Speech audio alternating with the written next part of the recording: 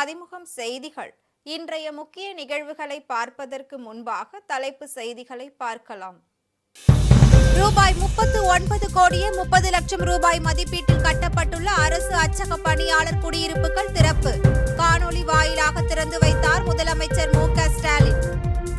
டிட்வா புயல் எதிரொலி. இந்தியாவில் இருந்து இலங்கைக்கு 53 டன் நிவாரணப் பொருட்கள் அனுப்பி வைப்பு. எதிர்க்கட்சி எம்பிக்கள் தொடர் அமளி. இரண்டாவது நாளாக முடங்கிய மக்களவை. மழையால் பாதிக்கப்பட்ட பயிர்களுக்கு ஹெக்டேருக்கு ரூபாய் 20,000 நிவாரணம் வழங்கப்படும். அமைச்சர் கே.எஸ்.எஸ்.ஆர். ராமச்சந்திரன் அறிவிப்பு. பல மணி நேரமாக ஒரே இடத்தில் நிலவிய ஆழ்ந்த காற்றழுத்த தாழ்வு மண்டலம் வலுவிழந்தது. வானிலை ஆய்வு மையம் தகவல். பல்வேறு துறை சார்ந்த திட்டங்களை முதலமைச்சர் மு.க. ஸ்டாலின் தொடங்கி வைத்தார். எழுது பொருள் மற்றும் அச்சுத்துறை சார்பில் சென்னை தண்டையார்பேட்டை காமராஜர் நகரில் 39 கோடியே 30 லட்சம் மதிப்பீட்டில் கட்டப்பட்டுள்ள 96 தமிழ்நாடு அரசு அச்சக பணியாளர் குடியிருப்புகளை முதலமைச்சர் மு.க. ஸ்டாலின் காணொலி வாயிலாக திறந்து வைத்தார்.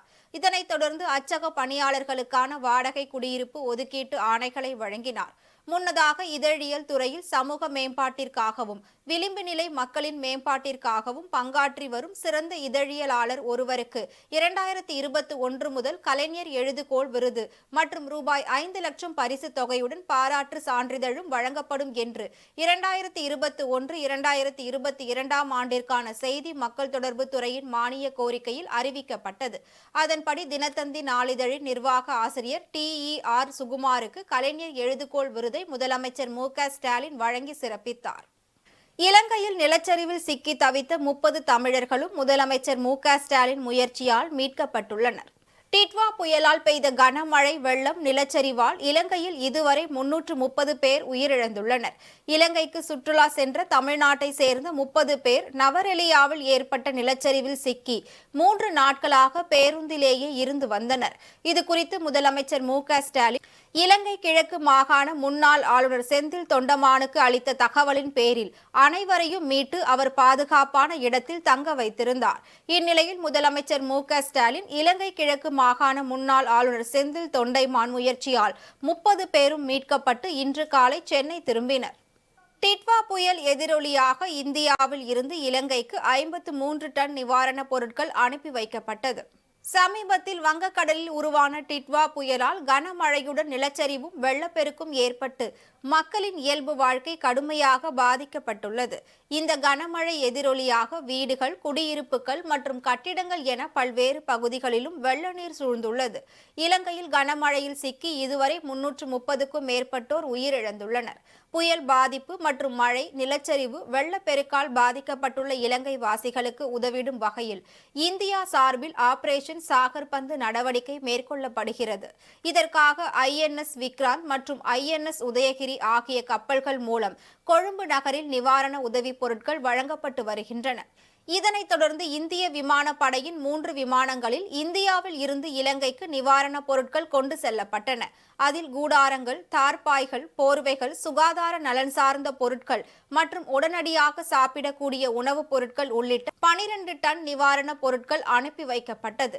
ஆபரேஷன் சாகர் பந்து நடவடிக்கையின் கீழ் இலங்கைக்கு இதுவரை 53 டன் நிவாரணப் பொருட்கள் அனுப்பி வைக்கப்பட்டுள்ளன. திராவிடர் கழக தலைவர் கி. வீரமணிக்கு முதலமைச்சர் மு.க. ஸ்டாலின் நேரில் பிறந்தநாள் வாழ்த்து தெரிவித்துள்ளார். திராவிடர் கழக தலைவர் கி. வீரமணியின் 93வது பிறந்த நாளை ஒட்டி சென்னை அடையாறில் உள்ள அவரது இல்லத்தில் முதலமைச்சர் மு.க. ஸ்டாலின் நேரில் சந்தித்து வாழ்த்து தெரிவித்தார். இதுகுறித்து முதலமைச்சர் மு.க. ஸ்டாலின் தனது எக்ஸ்தல பதிவில், தமிழ் மக்கள் நலமே தமது நலமாய், சமூக நீதி காப்பதே தன் வாழ்க்கை கடமையாய் செயல்படும் மூப்பினை வென்ற மூவா போராளி கி. வீரமணி ஐயாவின் தொண்டரம் என்று வாழ்த்து தெரிவித்துள்ளார்.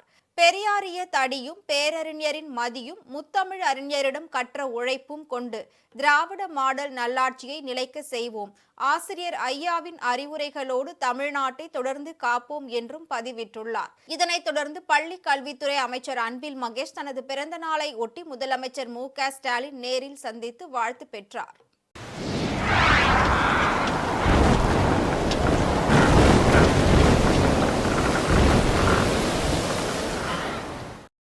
பல மணி நேரம் நேரமாக ஒரே இடத்தில் நிலவிய ஆழ்ந்த காற்றழுத்த தாழ்வு மண்டலம் தற்போது காற்றழுத்த தாழ்வு மண்டலமாக வலுவிழந்தது.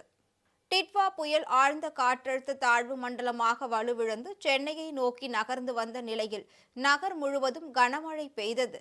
சென்னையில் இடைவிடாது பெய்த மழையால் சாலைகளில் தண்ணீர் பெருக்கெடுத்து ஓடியது. இதனால் வாகன ஓட்டிகள் அவதியடைந்தனர். தொடர் மழையால் சென்னை மக்களின் இயல்பு வாழ்க்கை முடங்கியுள்ளது. இந்நிலையில் சென்னைக்கு அருகே நிலவி வந்த ஆழ்ந்த காற்றழுத்த தாழ்வு மண்டலம் தற்பொழுது காற்றழுத்த தாழ்வு மண்டலமாக வலுவிழந்துள்ளதாக வானிலை ஆய்வு மையம் தெரிவித்துள்ளது.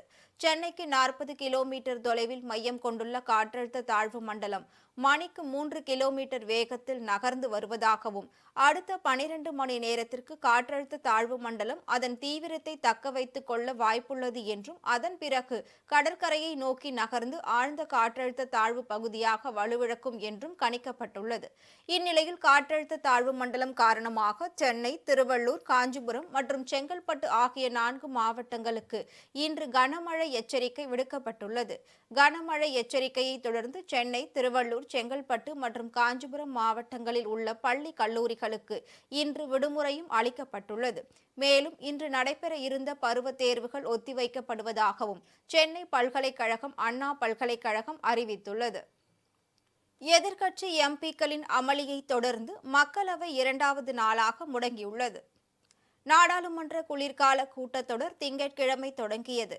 கூட்டம் தொடங்கியவுடன் தமிழகம், மேற்கு வங்கம் உட்பட 12 மாநிலங்கள் மற்றும் யூனியன் பிரதேசங்களில் மேற்கொள்ளப்பட்டு வரும் வாக்காளர் பட்டியல் சிறப்பு தீவிர திருத்தம் குறித்து விவாதிக்க அனுமதிக்க வேண்டும் என எதிர்க்கட்சி உறுப்பினர்கள் கோரிக்கை விடுத்தனர். அதற்கு அவைத்தலைவர் அனுமதி மறுத்த நிலையில் எதிர்க்கட்சி எம்பிக்கள் தொடர் அமளியில் ஈடுபட்டதால் நாள் முழுவதும் அவை நடவடிக்கைகள் முடங்கியது. அமளிக்கு இடையே மணிப்பூர் ஜிஎஸ்டி மசோதா மட்டும் தாக்கல் செய்யப்பட்டு குரல் வாக்கெடுப்பு மூலம் ஒப்புதல் பெறப்பட்டது. தொடர்ந்து 2வது நாளாக இன்று காலை 11 மணிக்கு மக்களவை கூடியவுடன் எஸ்ஐஆர் குறித்து விவாதிக்க அனுமதிக்க வேண்டும் என்று எதிர்க்கட்சியினர் மீண்டும் கோரிக்கை வைத்தனர். ஆனால் அவைத்தலைவர் மறுப்பு தெரிவித்ததால் அவையின் மையப்பகுதியில் கூடிய எதிர்க்கட்சி எம்பிக்கள் விவாதத்திற்கு அனுமதி கோரியும் எஸ்ஐஆருக்கு எதிராக முழக்கங்களை எழுப்பியபடியும் அமளியில் ஈடுபட்டதால் பகல் 12 மணி வரை அவை நடவடிக்கைகள் ஒத்திவைக்கப்படுவதாக மக்களவைத் தலைவர் ஓம் பிர்லா தெரிவித்தார். முன்னதாக இன்று காலை நாடாளுமன்ற வளாகத்தில் எஸ்ஐஆர் பணிகளுக்கு எதிராக இந்தியா கூட்டணி எம்பிக்கள் போராட்டம் நடத்தினர். மழையால் பாதிக்கப்பட்ட பயிர்களுக்கு ஹெக்டருக்கு ரூபாய் 20,000 நிவாரணம் வழங்கப்படும் என பேரிடர் மேலாண்மை துறை அமைச்சர் KKSSR ராமச்சந்திரன் அறிவித்துள்ளார். காற்றழுத்த தாழ்வு பகுதியாக உள்ளே வரக்கூடிய சூழ்நிலை இருக்கிறது. அந்த பகுதியில் மழை இருக்கும் என்று வானிலை ஆய்வு மையம் சொல்லியிருக்கிறார்கள். அதற்கு வேண்டிய நடவடிக்கை நமது முதலமைச்சர் அவர்கள் அந்தந்த மாவட்ட நிர்வாகத்திற்கு சொல்லி வேண்டிய நடவடிக்கை எடுக்க சொல்லியிருக்கிறார்கள். நேற்றைய தினம் நம்முடைய முதலமைச்சர் அவர்கள் வேளாண்மை பயிர்களுக்காக நேற்று நிவாரணம் அறிவித்திருக்கிறார்கள். ஒரு காற்றழுத்த தாழ்வு பகுதியாக உள்ளே வரக்கூடிய சூழ்நிலை இருக்கிறது. அந்த பகுதியில் மழை இருக்கும் என்று வானிலை ஆய்வு மையம் சொல்லியிருக்கிறார்கள். அதற்கு வேண்டிய நடவடிக்கை நமது முதலமைச்சர் அவர்கள் அந்தந்த மாவட்ட நிர்வாகத்திற்கு சொல்லி வேண்டிய நடவடிக்கை எடுக்க சொல்லியிருக்கிறார்கள். நேற்றைய தினம் நம்முடைய முதலமைச்சர் அவர்கள் வேளாண்மை பயிர்களுக்காக நேற்று நிவாரணம் அறிவித்திருக்கிறார்கள். ஒரு ஹெக்டேருக்கு 20,000 ரூபாய் என்று சொல்லி நேற்று அறிவித்ததோடு மட்டுமில்லாமல் அதை உடனடியாக வழங்க வேண்டும் என்றும் உத்தரவிட்டிருக்கிறார்கள். இப்பொழுது இந்த மழையால் பாதிக்கப்பட்ட அந்த பயிர் சேத விவரங்களையும் உடனடியாக கணக்கெட சொல்லி முதலமைச்சர் உத்தரவிட்டிருக்கிறார்கள். அந்த அடிப்படையில் கணக்கெடுக்கிற வேலையும் நடந்து கொண்டிருக்கிறது. புதுச்சேரியில் வருகின்ற 5ஆம் தேதி தமிழக வெற்றிக் கழகம் சார்பில் அதன் தலைவர் நடிகர் விஜய் பங்கேற்கும் ரோட் ஷோவிற்கு அனுமதி கேட்டு புதுச்சேரி தமிழக வெற்றிக் கழக நிர்வாகிகள் கடந்த புதன்கிழமை புதுச்சேரி காவல்துறை தலைமையகத்தில் டிஜிபியிடம் மனு அளித்தனர். புதுச்சேரி முதலமைச்சர் ரங்கசாமியை அவரது அலுவலகத்தில் சந்தித்து தமிழக வெற்றிக் கழக நிர்வாகிகள் அனுமதி கோரி மனு அளித்தனர். இந்நிலையில் தமிழக வெற்றிக் கழக பொதுச் செயலாளர் புசி ஆனந்த் ஐஜி அஜித்குமார் சிங்களாவை சந்தித்து அனுமதி கோரியிருந்தார். தொடர்ந்து வெளியே வந்த அவர் விஜயின் ரோட் ஷோவிற்கு அனுமதி கிடைக்கும் என்று நம்பிக்கை உள்ளதாக தெரிவித்தார். இதனிடையே கரூர் சம்பவத்தை காரணம் காட்டி ரோட் ஷோவிற்கு காவல்துறை அனுமதி மறுத்துள்ளதாகவும், வேண்டும் என்றால் பழைய துறைமுக வளாகத்தில் கூட்டம் நடத்தி மக்களை சந்திக்கலாம் என தெரிவிக்கப்பட்டுள்ளதாகவும் காவல்துறை வட்டாரத்தில் தகவல்கள் வெளியாகியுள்ளது. இது தமிழக வெற்றிக் கழக நிர்வாகிகளிடையே பெரும் அதிர்ச்சியை ஏற்படுத்தியுள்ளது. அதிமுகவை குடும்ப கட்சியாக பழனிசாமி மாற்றியிருக்கிறார் என டிடிவி தினகரன் விமர்சித்துள்ளார். மதுரையில் அமமுக பொதுச் செயலாளர் டிடிவி தினகரன் செய்தியாளர்களை சந்தித்தார். அப்போது அமமுகவுடன் கூட்டணி குறித்து சில கட்சிகள் பேசிக் கொண்டிருப்பதாக கூறிய அவர், இது குறித்து உரிய முடிவு எடுத்த பின்னர் கூட்டணி குறித்து முறைப்படி தெரிவிக்கப்படும் என தெரிவித்தார். துரோகத்தின் நோபல் பரிசு பெற தகுதி உடையவர் பழனிசாமி என்றும், 2017 முதல் அவர் செய்த துரோகங்களுக்கு ஆண்டவன் தண்டனை வழங்கிக் கொண்டிருக்கிறார். அவர் செய்த துரோகங்களுக்கு 2026 தேர்தலில் இறுதி தீர்ப்பு எழுதப்படும் என கடுமையாக சாடினார். மேலும் இரட்டை இலை சின்னத்தை வைத்திருக்கும் ஒரே காரணத்திற்காக பணத்திமிரில் பதவி வெறியில் பேசிக் கொண்டிருக்கும் பழனிசாமிக்கு இந்த தேர்தலில் மக்கள் சரியான தீர்ப்பு வழங்குவார்கள் என கூறினார். இதெல்லாம் சேர்ந்து சதி செய்கிறாங்க, துரோகிகள். துரோகத்துக்கு நோபல் பரிசு பெறுகிற தகுதி உலக அரசியலில் பழனிசாமிக்கு தான் இருக்குங்கிறது எல்லோருக்கும் தெரியும். நாங்கள் யாரையும் பலவீனப்படுத்துவதற்காக நாங்கள் பேசவில்லை. எங்கள் செயல்பாடுகள் கிடையாது. எங்கள் செயல்பாடு வெற்றியை நோக்கி எங்களது இலக்கு இருக்கிறது, அவ்வளவுதான். அதனாலதான் சொல்றேன், இப்ப பழனிசாமி திமுகவை எதிர்க்கின்ற வலுவான ஒரு சக்தியாக இல்லை. இரட்டை இலை மிகவும் பலவீனமாகிக் கொண்டிருக்கிறது.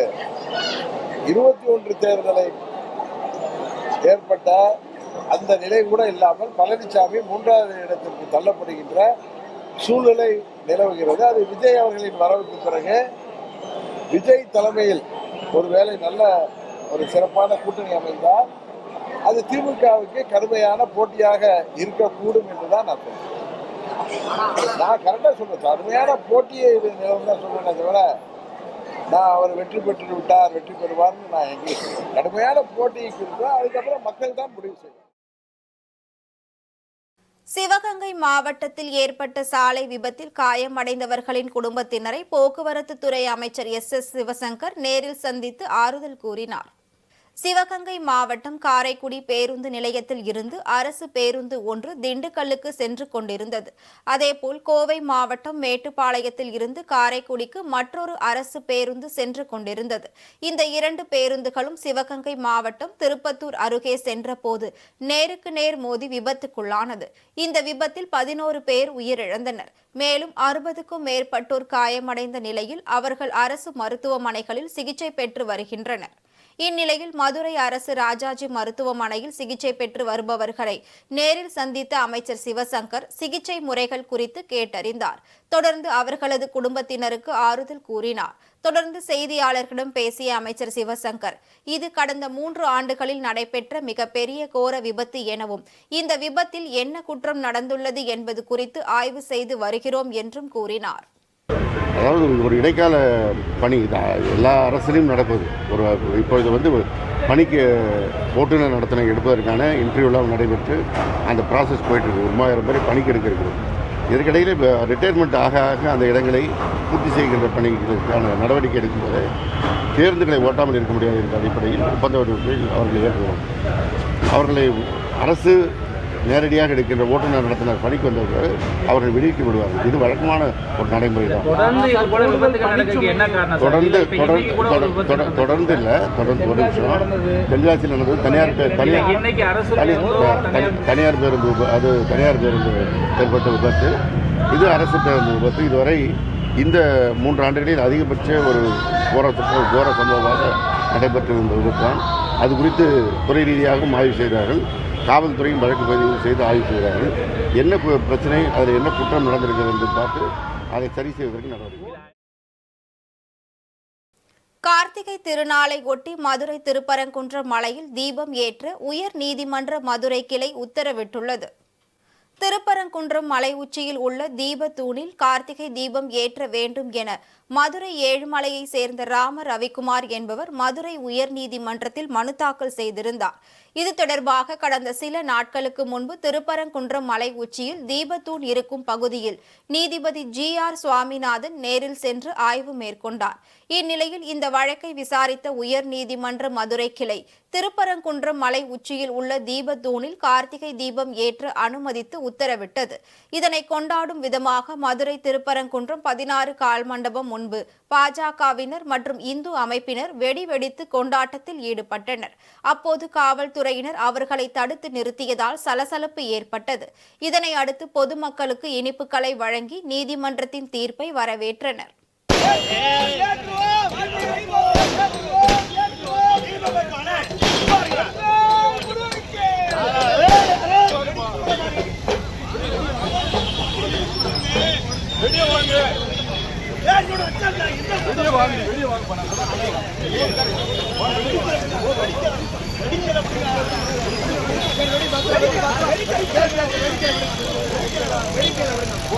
ராணிப்பேட்டை மாவட்டம் திமிரி பேருந்து நிலையத்தை மேம்படுத்த கோரி பொதுமக்கள் சாலை மறியல் போராட்டத்தில் ஈடுபட்டனர். ராணிப்பேட்டை மாவட்டம் திமிரியில் உள்ள பேருந்து நிலையத்தில் போதிய வசதிகள் இல்லை என கூறப்படுகிறது. இதனால் ஆங்காங்கே பேருந்து நிறுத்தம் அமைக்கப்பட்டு பயணிகளை இறக்கிவிட்டு செல்வதாக தெரிகிறது. இதனிடையே திமிரி பேருந்து நிலையத்தை மேம்படுத்த கோரி பொதுமக்கள் பலமுறை மனு அளித்தும் தற்போது வரை அதிகாரிகள் எவ்வித நடவடிக்கையும் எடுக்கவில்லை என சொல்லப்படுகிறது. இதனால் ஆத்திரமடைந்த பொதுமக்கள் திமிரி பேருந்து நிலையத்தை மேம்படுத்த கோரி திமிரி ஆரணி சாலையில் மறியலில் போராட்டத்தில் ஈடுபட்டனர். இதனால் அப்பகுதியில் 1 மணி நேரம் போக்குவரத்து பாதிக்கப்பட்டது. திருப்பத்தூர் மாவட்டம் ஜோலார்பேட்டை அருகே கிணற்றில் விழுந்த ஆட்டை காப்பாற்ற முயன்ற முதியவர் பரிதாபமாக உயிரிழந்தார். ஜோலார்பேட்டை அடுத்த பரிசன் வட்டம் பகுதியை சேர்ந்த விவசாயி சேகர். இவர் வளர்த்து வரும் ஆட்டுக்குட்டி ஒன்று அருகில் இருந்த கிணற்றில் தவறி விழுந்துள்ளது. தொடர்ந்து ஆட்டை காப்பாற்ற தனது மனைவியுடன் சேகர் சென்றுள்ளார். அப்போது மோட்டார் பம்பை தாங்கி பிடிக்க கட்டியிருந்த கயிற்றை பிடித்து சேகர் இறங்கியதாக கூறப்படுகிறது. இதனிடையே எதிர்பாராத விதமாக கயிறு அறுந்ததில் சேகர் கிணற்றில் தவறி விழுந்து உயிருக்கு போராடியுள்ளார். இதனை அடுத்து அவரது மனைவி அக்கம் பக்கத்தினரை அழைத்து வருவதற்குள் சேகர் நீரில் மூழ்கியுள்ளார். பின்னர் இது குறித்து அளித்த தகவலின் பேரில் சம்பவ இடத்திற்கு வந்த திருப்பத்தூர் தீயணைப்பு மற்றும் மீட்பு படையினர் சேகரின் உடலை மீட்டு திருப்பத்தூர் அரசு மருத்துவமனைக்கு பிரேத பரிசோதனைக்காக அனுப்பி வைத்தனர். ஆட்டுக்குட்டியை காப்பாற்ற சென்ற விவசாயி உயிரிழந்த சம்பவம் அப்பகுதியில் பெரும் சோகத்தை ஏற்படுத்தியுள்ளது. திருவண்ணாமலையில் மகா தீபம் ஏற்றப்படும் தீ கொப்பரைக்கு சிறப்பு பூஜை செய்து 2668 அடி உயர மலை உச்சிக்கு கொண்டு செல்லும் பணி தொடங்கியது.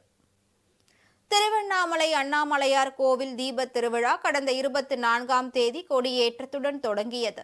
இந்நிலையில் விழாவின் 10ஆம் நாள் திருவிழா நாளை நடைபெற உள்ளது. நாளை அதிகாலை அண்ணாமலையார் கருவறை முன்பாக 4 மணி அளவில் பரணி தீபமும், மாலை 6 மணிக்கு கோவில் பின்புறம் உள்ள 2668 அடி உயரமுள்ள மலை உச்சியில் மகா தீபமும் ஏற்றப்படுகிறது.